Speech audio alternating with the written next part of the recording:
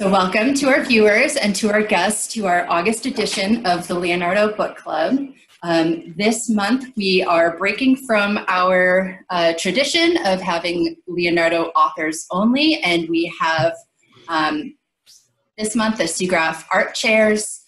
SIGGRAPH is the ACM section on computer graphics. They have a conference every year, a giant conference. This year it was in LA. And for the past 11 years, Leonardo has been pleased to partner with SIGGRAPH in publishing the art papers and the art gallery submissions in a special edition of Leonardo Journal. And this is a regular Leonardo issue. It goes to all of our subscribers. And as all issues are, they're available for individual purchase as well.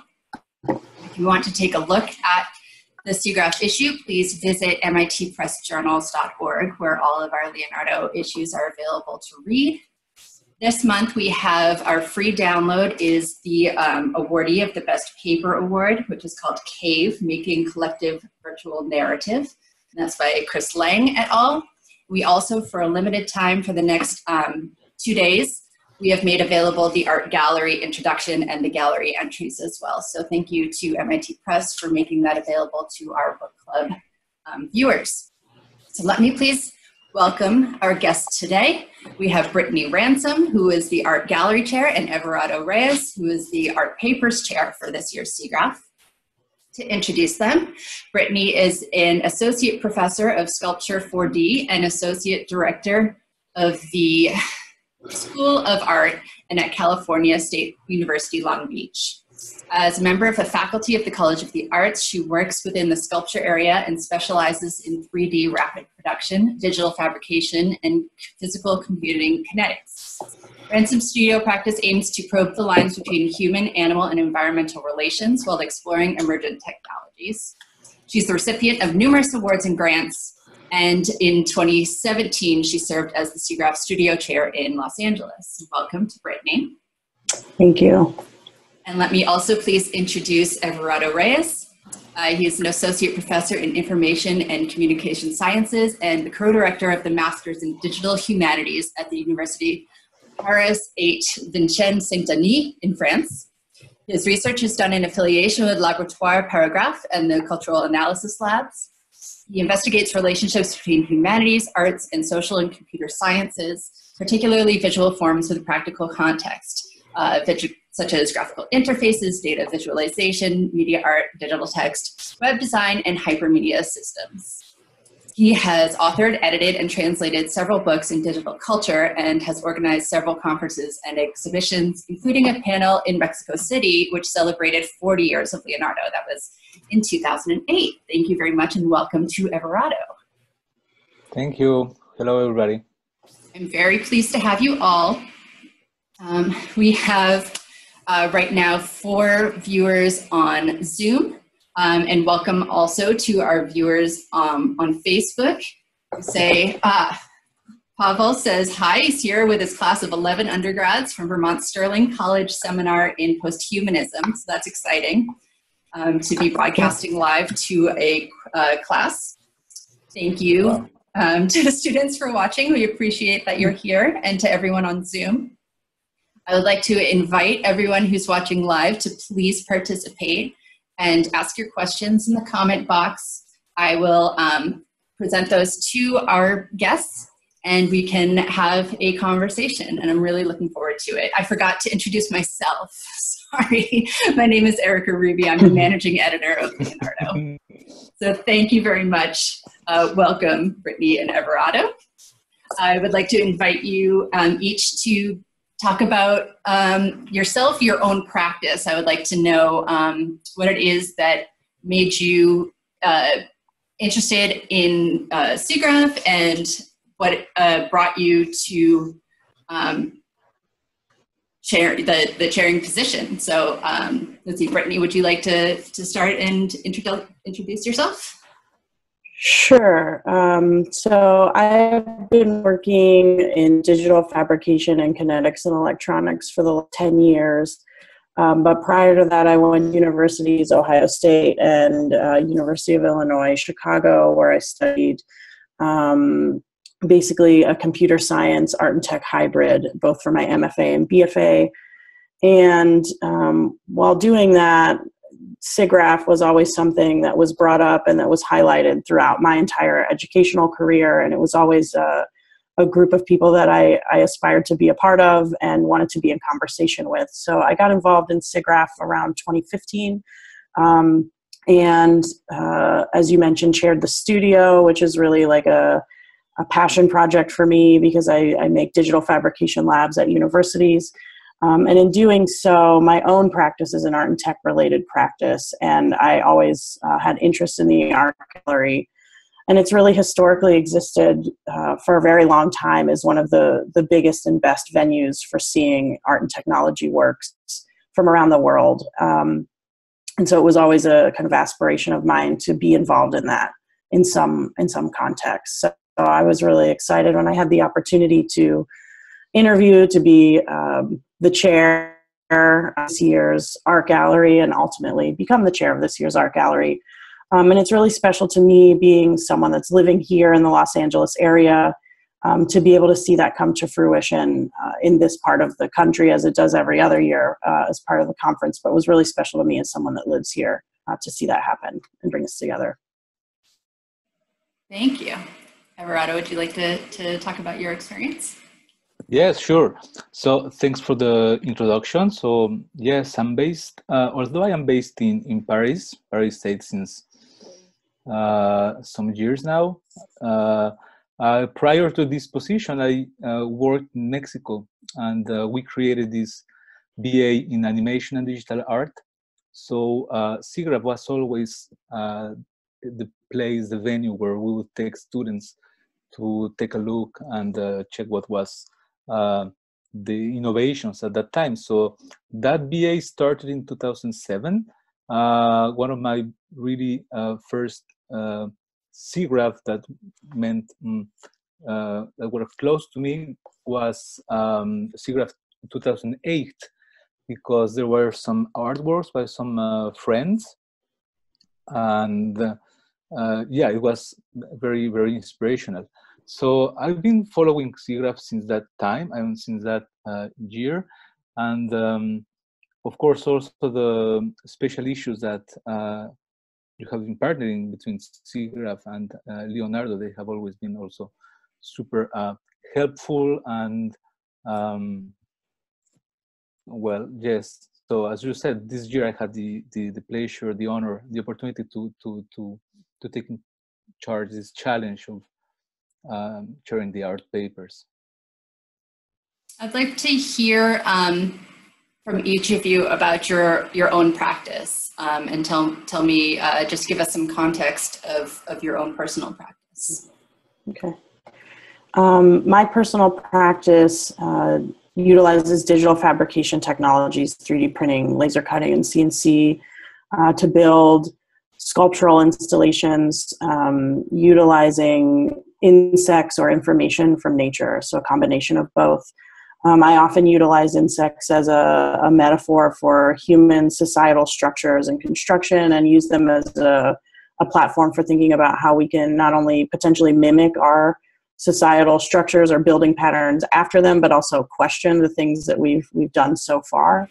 But similarly, I use methods of 3D scanning and data collection to examine different elements of the environment. So like right now I'm working on a project investigating bark beetles, and they're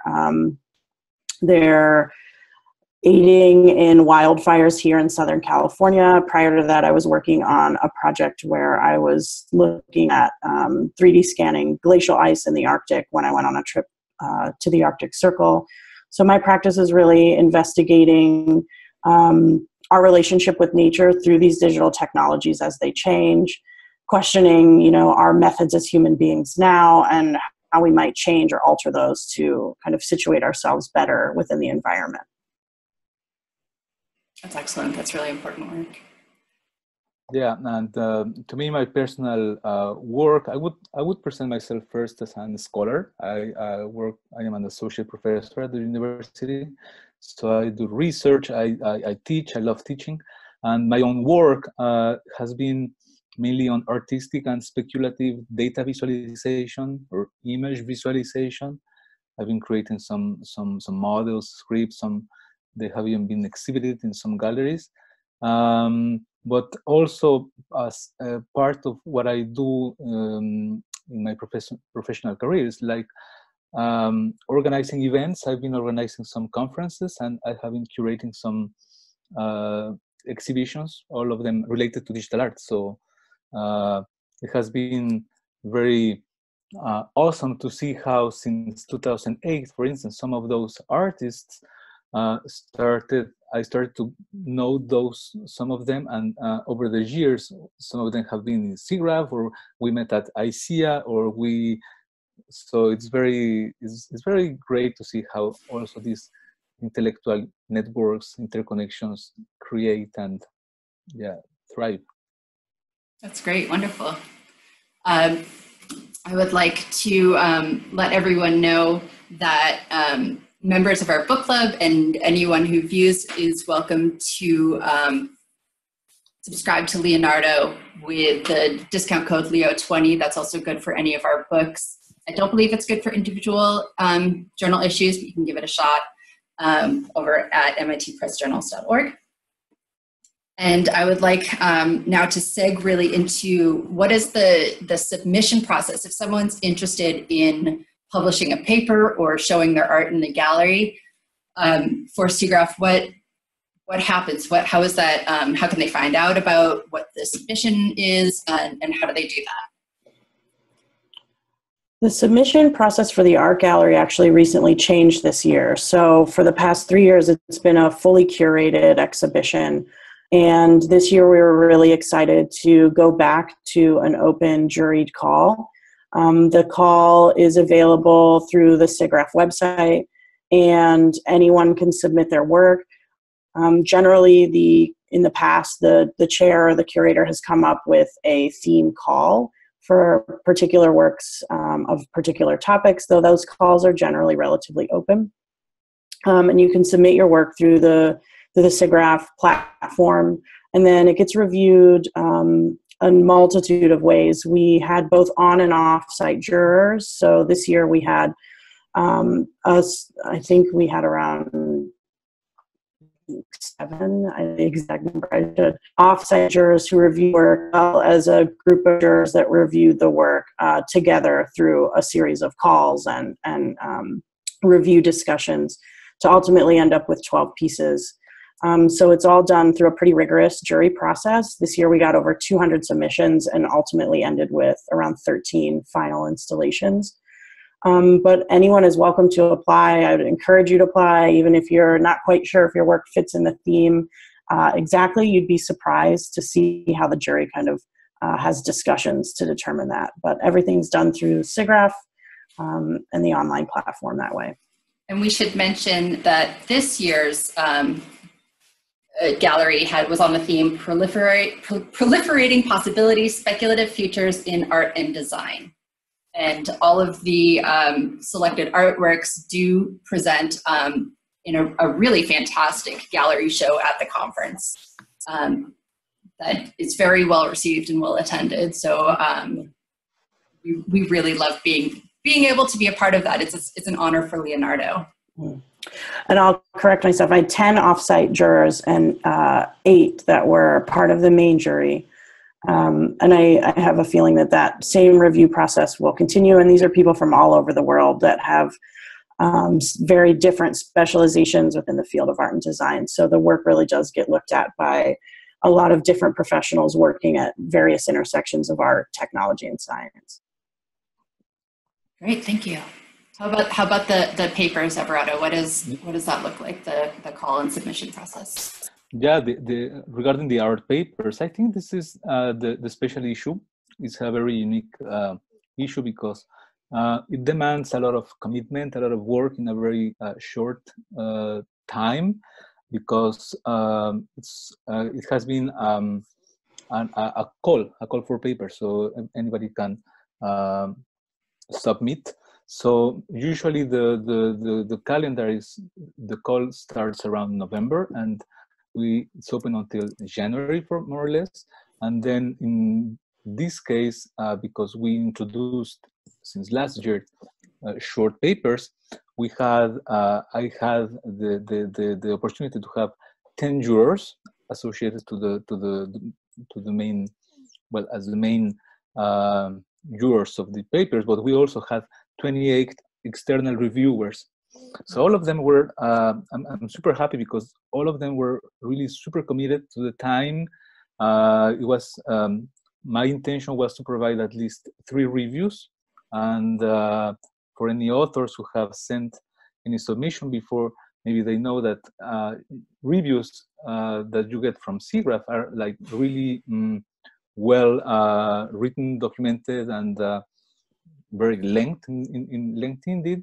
So this is how the process went. It's a double-blind process, so the author doesn't know who's going to evaluate the papers, and of course the jurors do not know who's the author. So that is like following the example of what has happened with technical papers as well. So it's a very high-level scientific publication, or the content, the final result.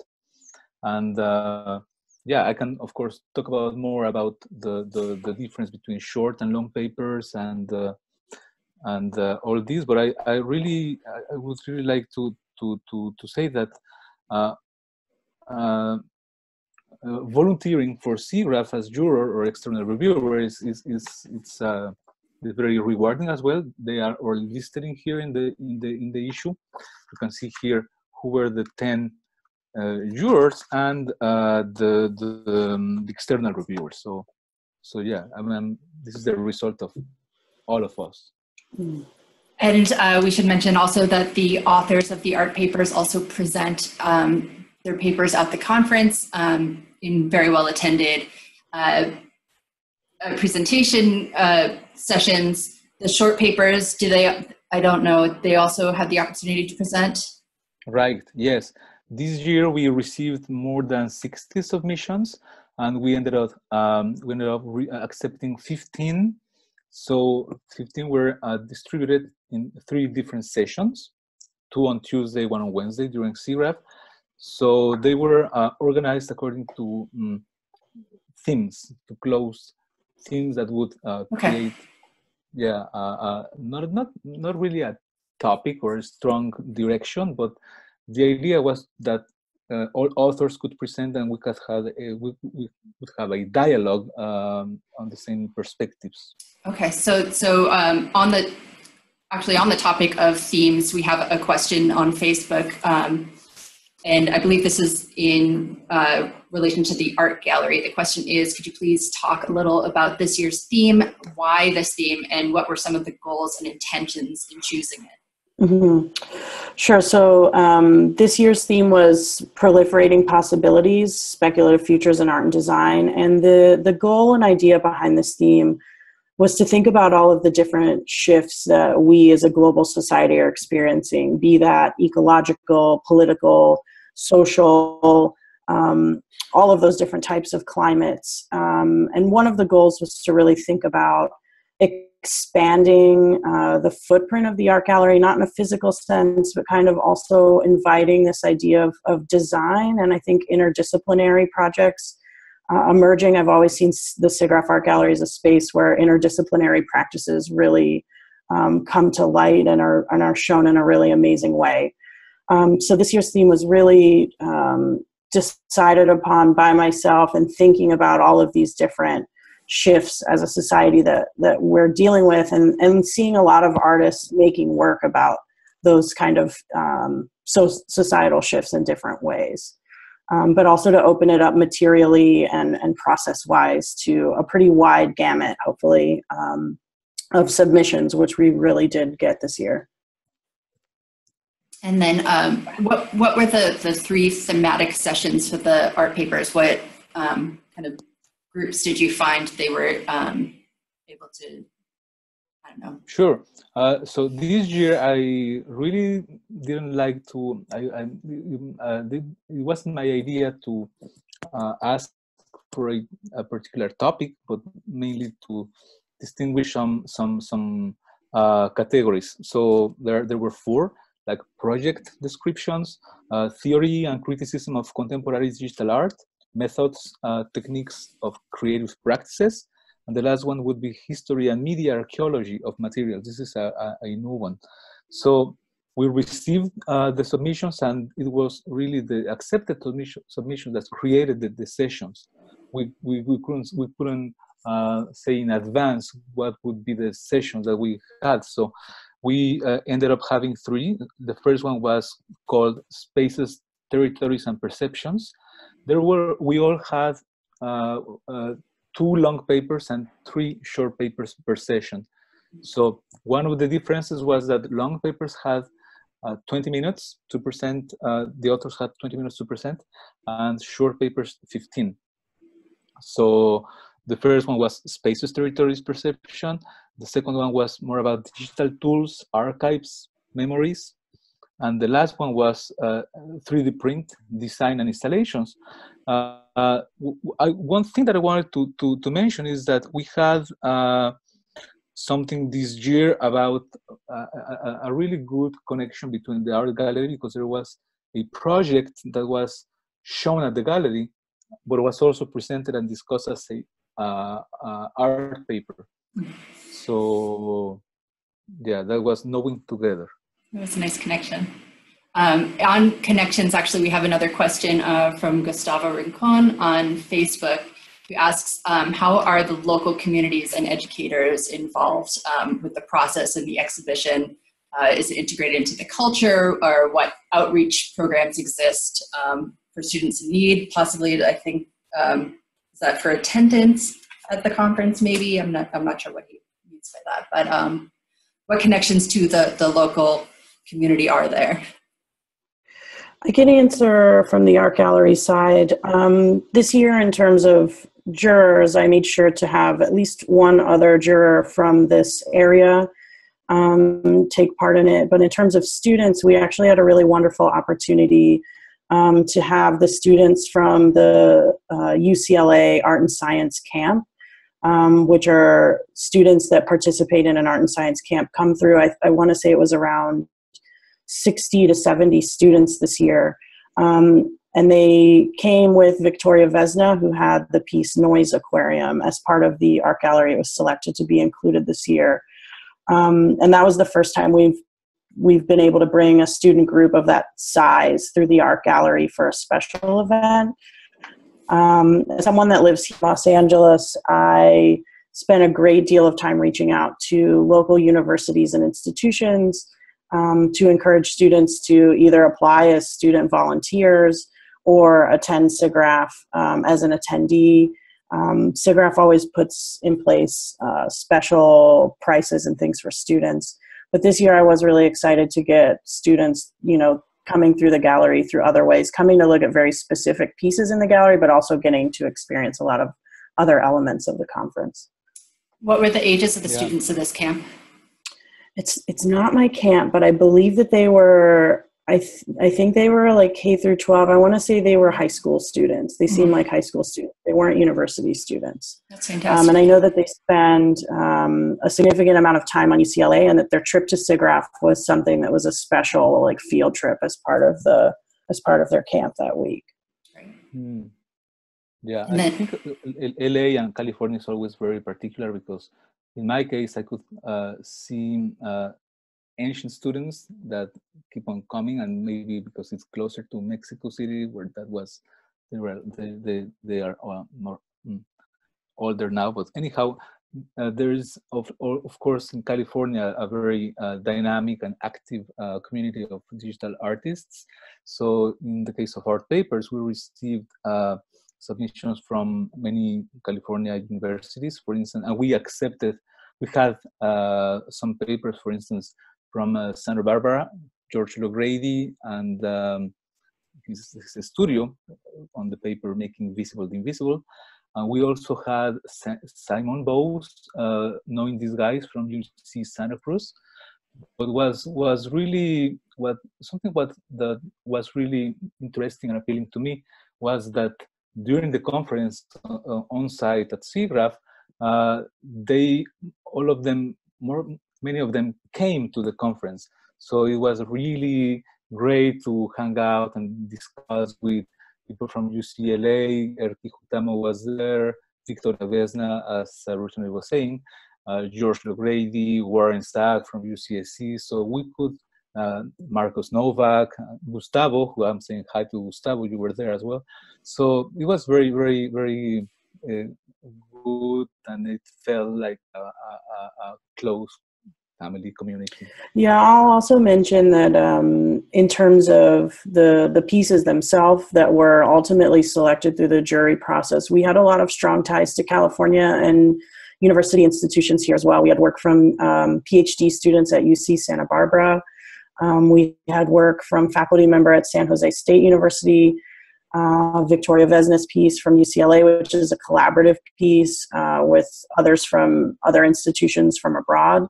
And we also had one piece from a local artist, Neil Mendoza, as well. So we, even though it was a pretty wide net and all of the pieces go through a pretty rigorous jury process, we ended up with a lot of California presence as part of the show. And through that, a lot of students, if they weren't students themselves with pieces in the actual exhibition, those people and individuals that had those pieces brought a lot of student presence with them. So we, I think we have a kind of a natural seg to talk about the gallery presentation itself during the conference. Can you talk about the pieces, individual pieces, what the reception was, how the artists were able to present, and basically the gallery experience?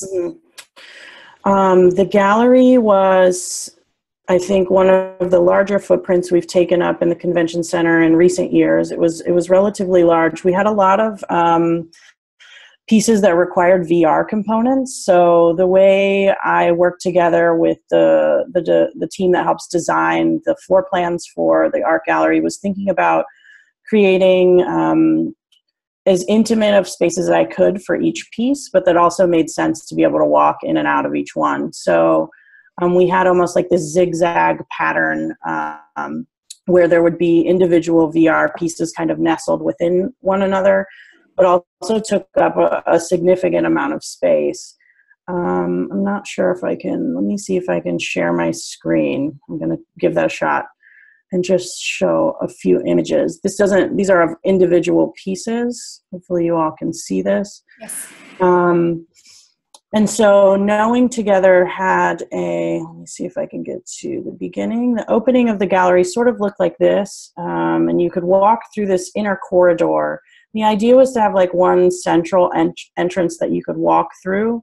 And when you walked through this space, you got to experience Knowing Together, which had a lot of text and information about the project, the process, and the pieces as you made your way through the gallery.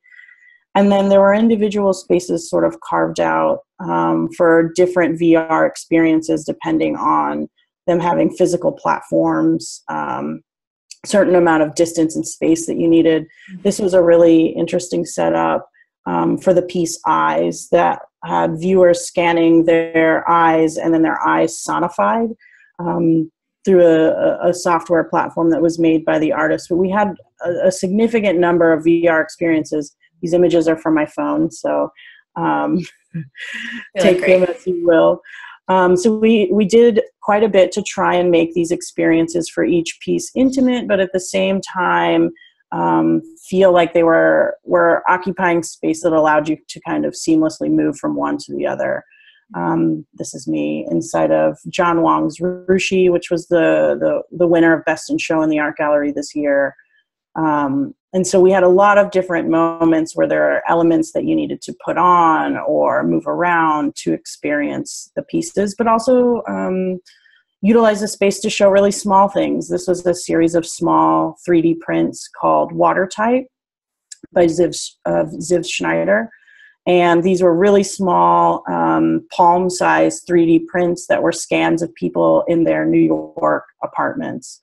And so we really did have a scale range in terms of really, really small items to items that were, relatively big that required more space and more interactivity.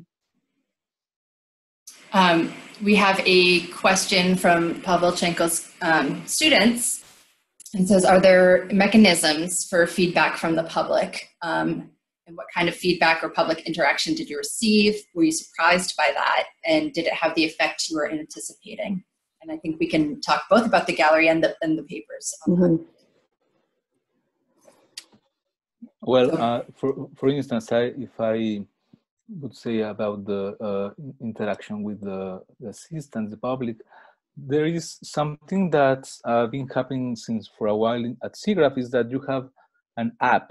You install an app on your phone, and there you can even participate on real time on, if you like, the presentation, or you can even discuss, you can ask questions. And well, regarding our papers, it's perhaps a little bit different from the gallery, because we have academic sessions. We have the presenter, and he would present the research for 15 minutes, and then we open the discussion, like 5 minutes something.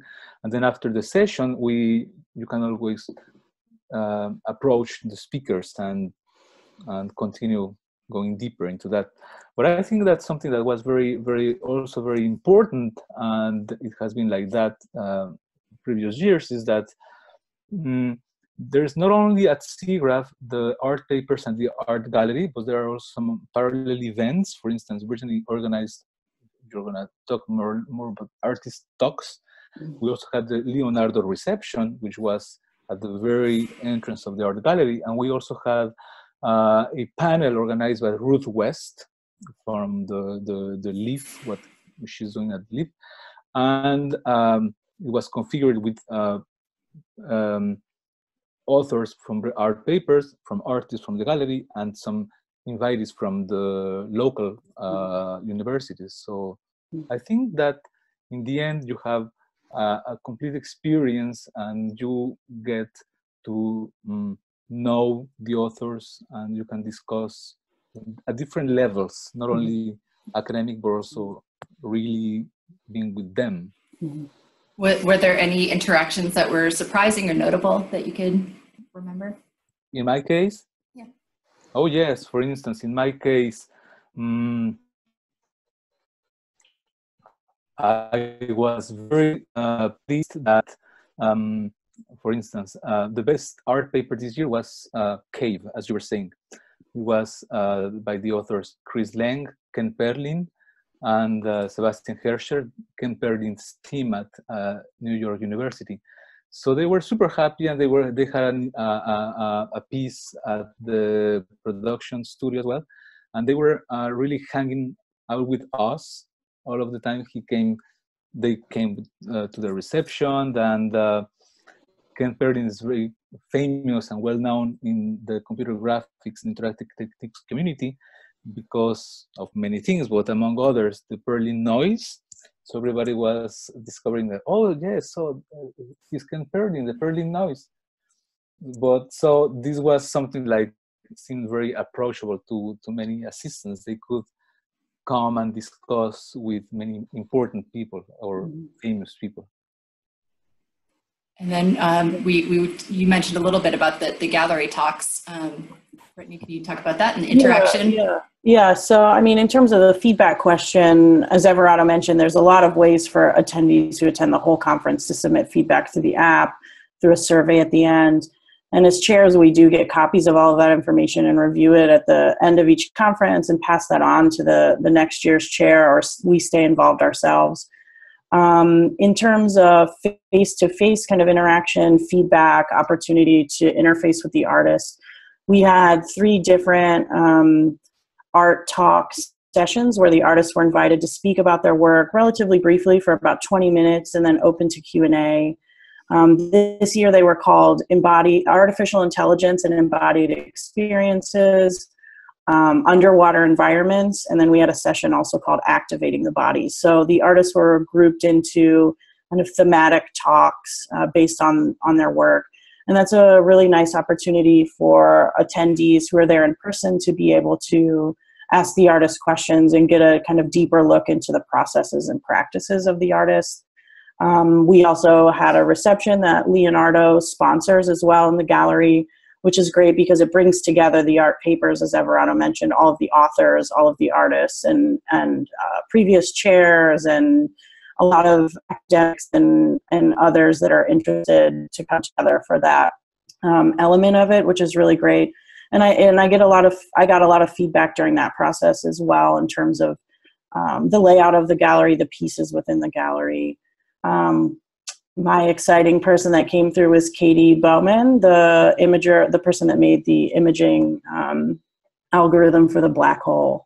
And she's new to the LA area. So it was exciting to see, a really pretty large range of visitors come through the art gallery as part of SIGGRAPH this year. We have a couple more questions from Gustavo Ricon that I would like to bring up. And he asks, what makes a good paper? He'd like for some advice. What makes a good paper and what makes a great project? And I think he's asking for kind of a jury view. What would your advice be for submissions? Yeah, well, as I was saying, there are two main types of papers: short and long.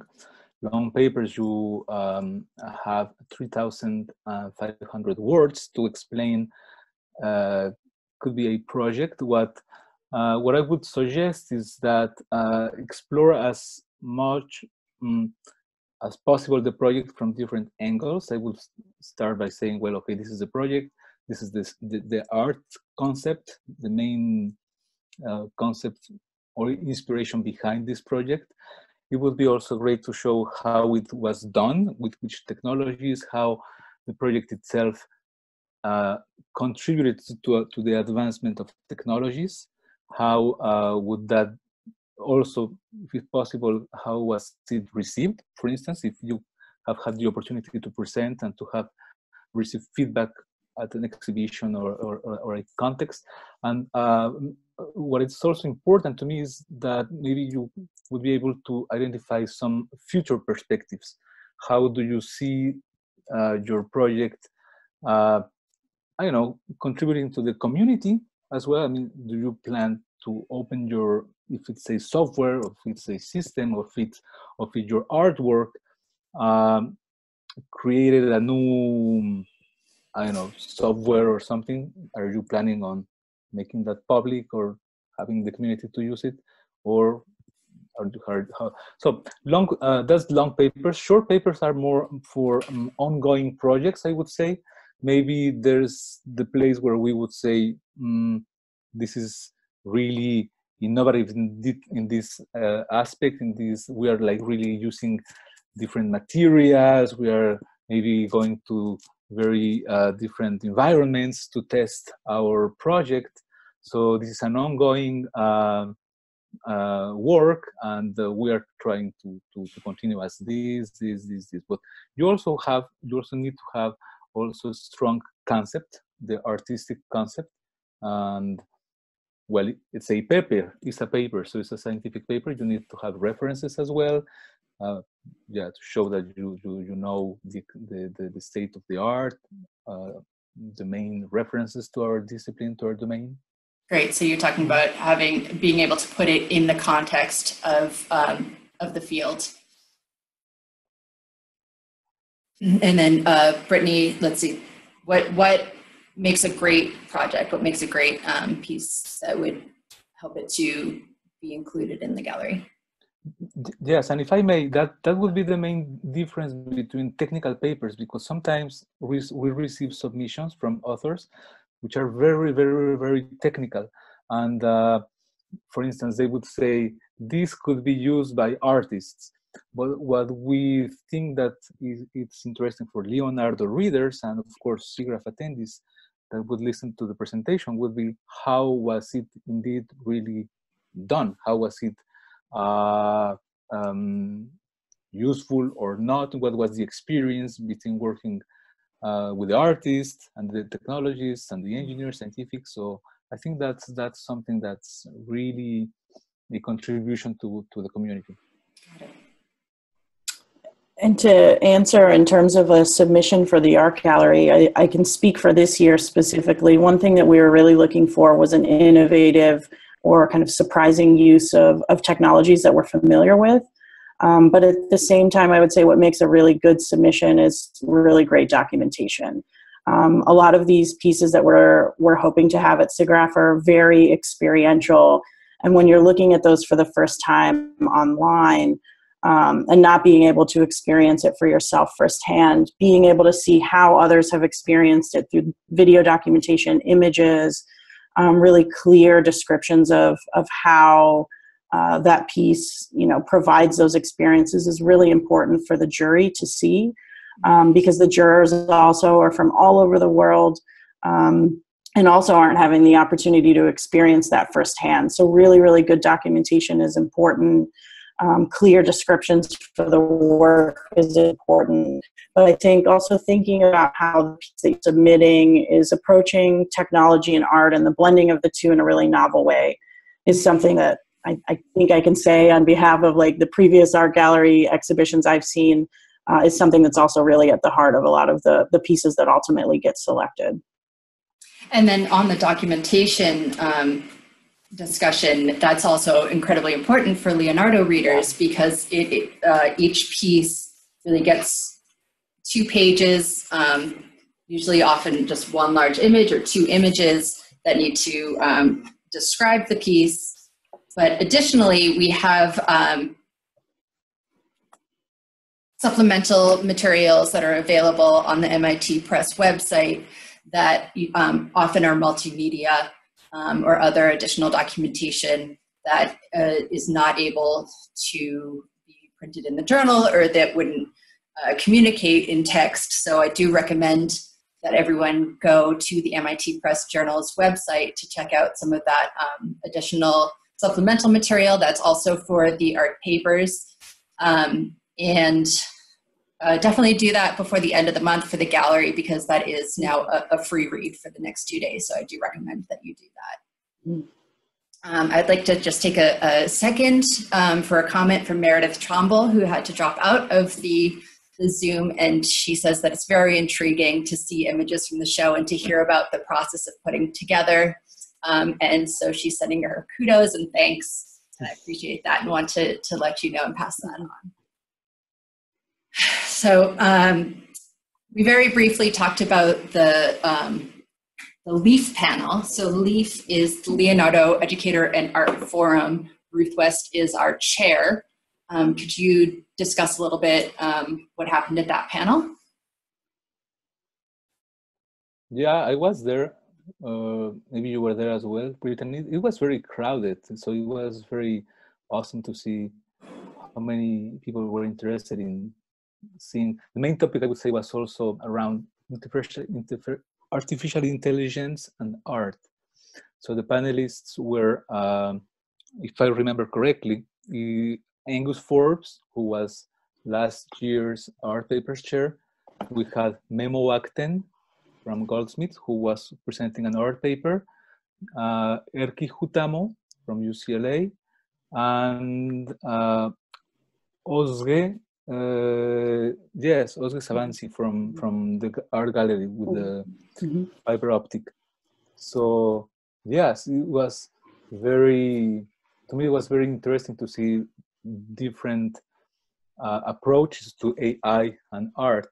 So Erki was talking about the more historical aspect, and Memo he's very well known in AI and presenting his research on real-time neural network visualization. It was very impressive. And Angus was presenting what he's doing at his lab, UC Santa Cruz. Yeah, maybe. So thank you.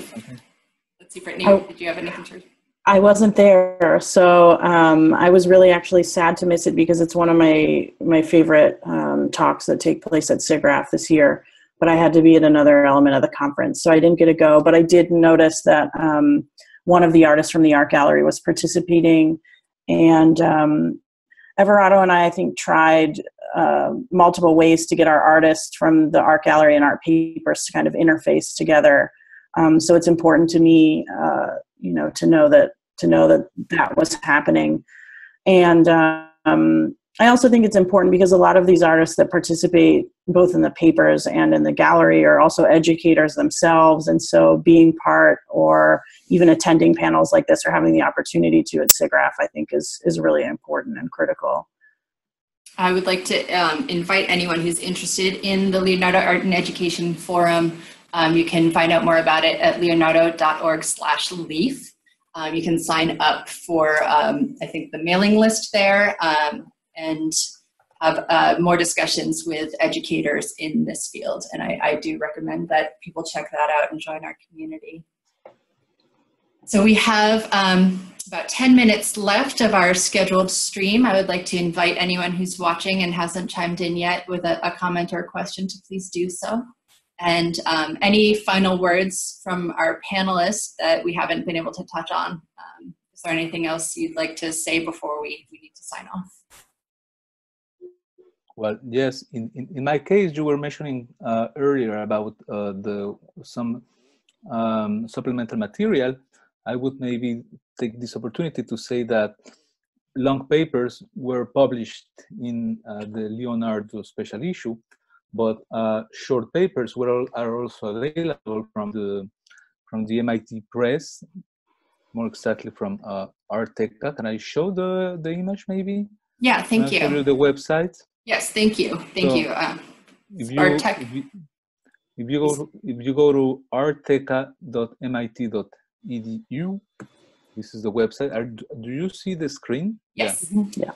And there you have the journals. So as you can see, we have the two journals related to SIGGRAPH. This one is the special issue, but this other is the. I will click on it. It's the short papers, we could say proceedings from SIGGRAPH. So if you go there, you can have open access to all papers. So there is Knowing Together, the one with was also an art gallery artwork. So you, as you can see, as I am just scrolling here, you have more information, you have more details about the technical process and references. Well, I think that's, oops, I lost my web. Okay, now there I go. And well, there you have all the other papers. So there are nine short papers, and they are available as an open access. Thank you. That was important to note. Yeah, I will stop sharing. And I have another question now from Pavlchenko's class, who asks, do you think that using technology at SIGGRAPH contributes to new ways of thinking and possibly to new ways of being in the natural world? Yes, 100%. I think one thing that's amazing about SIGGRAPH is that there are all of these individuals that are working with, experimental technologies. They're developing new technologies. They're hacking or changing old technologies. And so I think when you bring together, we had 18,700 people this year attend SIGGRAPH. When you have that many people in the room that are excited about new trajectories in computer graphics and new technologies, there's bound to be new things that happen, new collaborations that form, I think important conversations that lead to new collaborations. And so I definitely think the experience hall, which is the part that the art gallery and emerging technologies and all of these other elements of the conferences where they live, is a really, one of the most exciting elements of the conference, at least for me, because I see those kind of things and conversations happening firsthand. But I definitely think that those lead to new ways of thinking, making, and hopefully being in the world. Mm-hmm. Yeah, I agree 100%, of course. And I think that just to add something about what you were saying, Erika, I think this is a good moment as well for potential authors or people interested in sharing their own ideas, works, and ongoing projects, that around this time of the year is a good moment, because we will have soon the official call for papers. So it's going to be the same similar process than last year. This year, for instance, my colleague Andres Burbano is chairing the art papers, so it's going to be the same similar process, 6 months. And the art gallery, I'm going to leave maybe Brittany to present Nick, but yes, I would only like to add that. Yeah, similarly, this year the call for the art gallery should go out concurrently with art papers. We tried to share the same timeline this last year for the first time in a while. Next year's chair is Nick Apostolides, and the conference is taking place in Washington, D.C., which is a new location for next year. And that was interesting given all different research happening there, especially with all of the Smithsonian institutions, which Nick is very familiar with, and he also works at the U.S. Capitol. So it'll be interesting to have the conference held in the other side of the country, and to see what kind of pieces populate the gallery next year through that, and what kind of new conversations and collaborations happen there. On that note, and I think as a final question before we close out, this is from Gustavo Rincon. What would each of you see as the ultimate form of your respective areas of exhibition or publications in the short term and the long term? So what ultimately is this? I expect this is your personal areas of exhibition or publication. Where do you see yourselves going? Oh, that's interesting. So in terms of our personal practice, you mean? I believe that's what he's asking. Okay. I mean, for myself, I've really started taking more time to get connected and invested with individuals who are also working in art, technology, and science in Los Angeles. I've only been here about 5 years, which may seem like a long time, but when you're living in an academic world, that time goes really quickly. So I've been working on fostering more collaborative aspects with groups like Fulcrum Arts here in Los Angeles. I've started to work with a space called the Nook Gallery, which is all about art science exhibitions and talking about potential roving exhibitions. So one thing that this has really helped me think about doing is maybe curating or sharing or bringing together artists that are interested in having these conversations outside of just big gallery spaces and well-known spaces, but also into smaller ones, and have those conversations happening in a lot of different venue types. So this has really helped me expand thinking about curating and organizing in that way. I don't really see my own practice changing that much. I've always been invested in art, sciences, and new technologies, and thinking how those can solve kind of environmental issues, or at least pose questions about issues that we might be facing. So that part of my practice, I think, will remain relatively the same. Yeah, well, that's an interesting question, Gustavo. But I would say that in my case, I'm really actually working with. I would like to create or to work in an international network of artists and engineers, seeing different contexts, cultural, interculturality, and intergenerationality issues, because how will we communicate about something that we've done last year to students or colleagues in the next 20 years, for instance? So those are some topics. I have a new appointment. I'm gonna start a new appointment here in my university, so I really want to work with the common citizen, I would say, with the students from my local context, and see what we can do. It doesn't matter if it's a different scale, but I would really like to spend some energy working with the community and approaching new technology.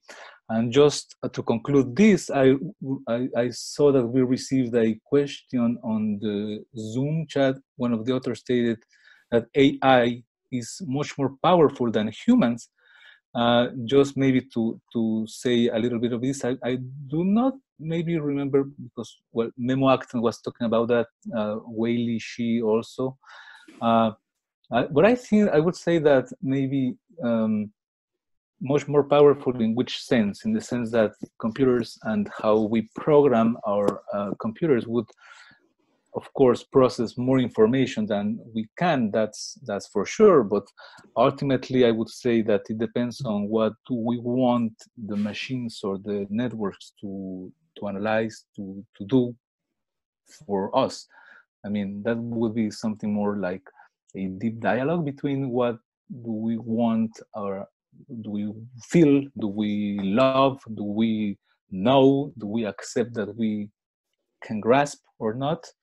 And yeah, how can we use a machine to help or not a little bit in this endeavor?